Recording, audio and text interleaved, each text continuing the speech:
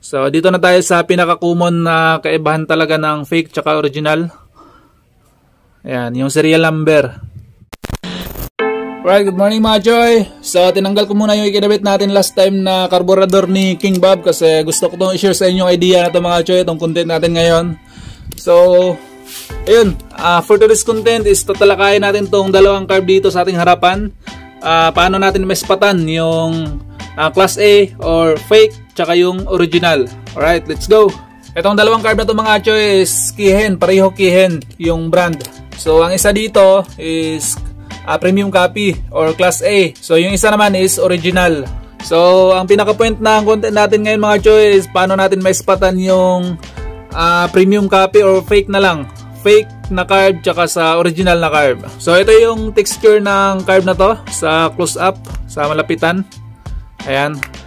So yung isa medyo kakaiba kasi customized na to mga Choy. So wag nyo na tong pansinin kasi binago na to. Ito naman isa is stock lang to, hindi to ginalaw.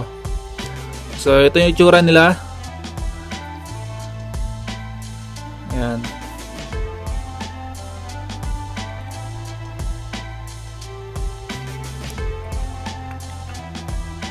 So sipatin nyo kung saan yung orig dito. Ito pa lang sa kaliwa natin is nagamit ko na to, 1 taon na. Then ito bago lang pero nagamit ko na rin 1 linggo. So sipatin nyo kung palagay nyo saan yung legit dito.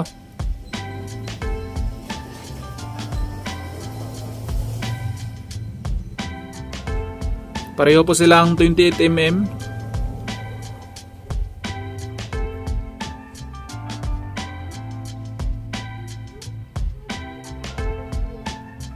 So magkaiba yung adjuster ng minor nila mga Choy kasi itong isa kinustomize ko na. Ayan.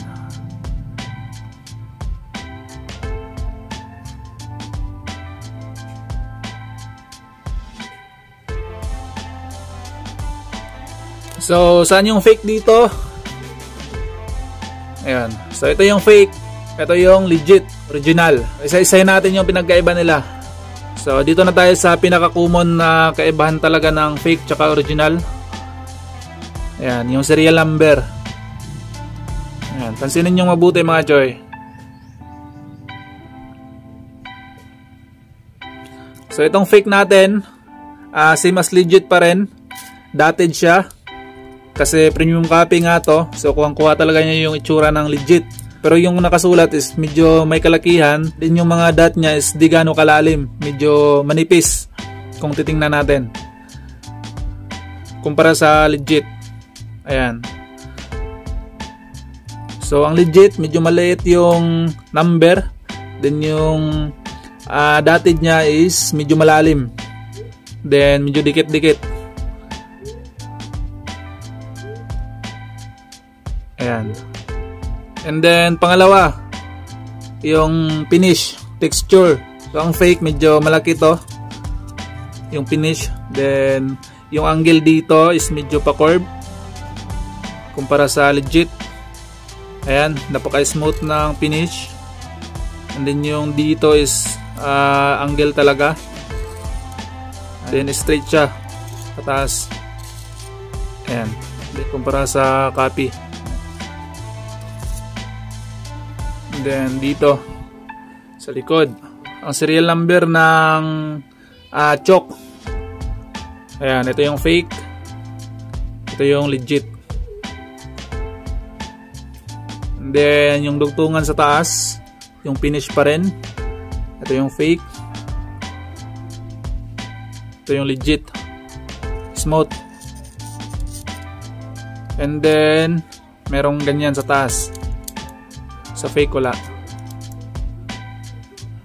Dito sa bandang baba ganun pa rin. Yung finish dito sa gilid may nakausli itong fake. Sa legit wala, smooth.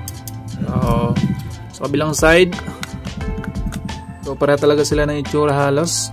Yung Kihen maganda pagka-copy. Pero itong sa fake is medyo manipis. Yung sa legit naman is klarong-klaro yung detalye. Ayan.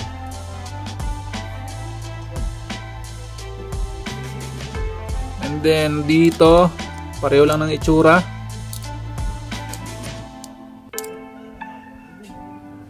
And then ito. So sa fake is di gaano matulis. Ayan, kumpara sa legit.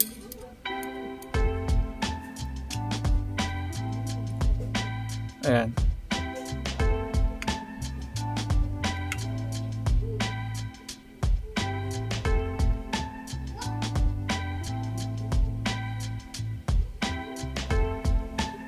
Sa ilalim naman halos pareho lang. So, nagkatalo lang talaga sa finish. Smooth talaga yung legit kumpara sa fake.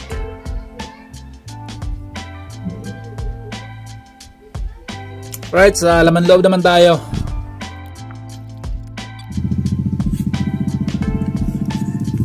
So dito tayo sa piston.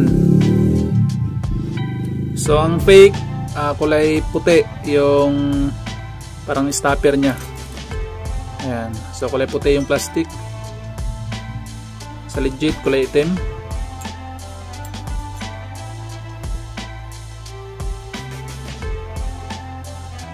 So makapal yung sa legit.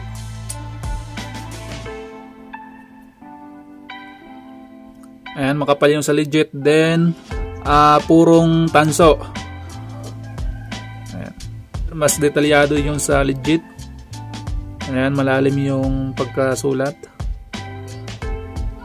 Pero kuha talaga ni copy.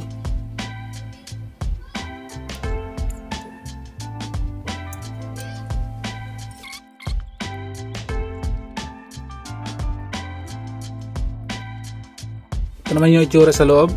So halos pareho lang. So ang malaking kaibahan nila is yung floater. Yung floater ng fake is metal. Ayan. Yung floater ng legit is plastic.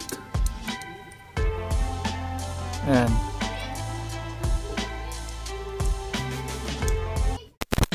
So sa performance naman mga choy, ito mahigit isang taon ko tong gamit, itong class A. Sa gas consumption, mas matipid kumpara sa flat slide. Yung flat slide kasi iba yung bagsik nun kumpara nitong round slide. So kung karera, mas maganda flat slide.